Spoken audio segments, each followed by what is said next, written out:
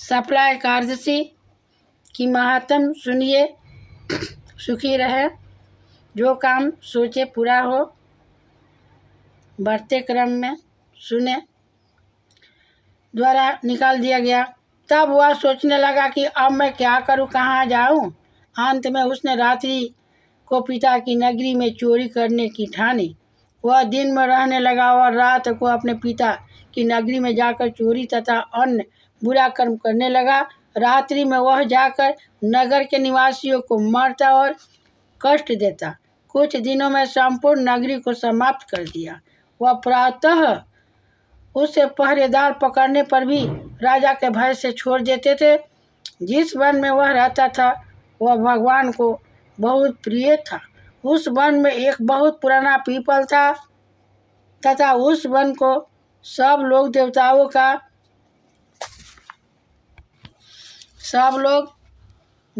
का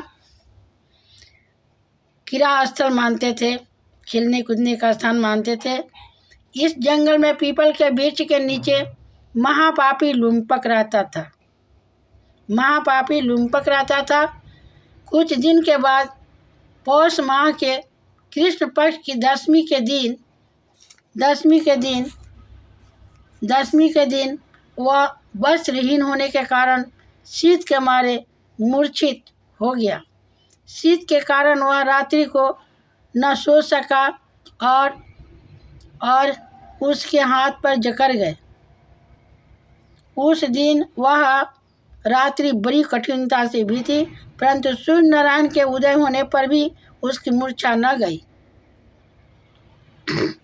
सफला एकादशी के मध्याह्न तक वह दुराचारी मूर्छित ही पड़ा रहा। जब सूर्य की गर्मी से उसे कुछ गर्मी मिली तब उसे होश आया और अपने स्थान से उठकर गिरते पड़ते वन में भोजन की खोज में चल पड़ा।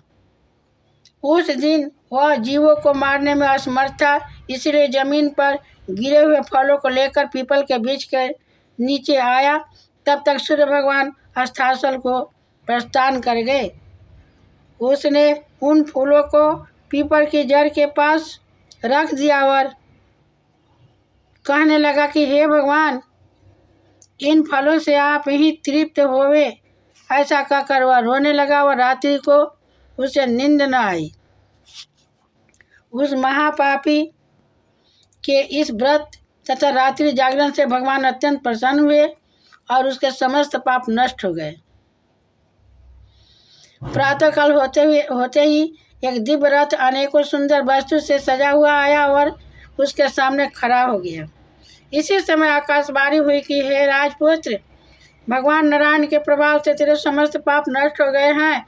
अब तू अपने पिता के पास जाकर राज्य प्राप्त कर। लुम्पक ने जब ऐसी आकाशवाणी सुनी तो वह अत्यंत प्रसन्न हुआ और कहा, हे भगवान, आपकी जय हो, आपकी जय हो। ऐसा कहता हुआ सुंदर वस्त्रों को धारण करने लगा और अपने पिता के पास गया। उसने संपूर्ण कथा कह सुनाई और पिता ने उसको अपना राज्यभार सौंप कर वन को रास्ता लिया।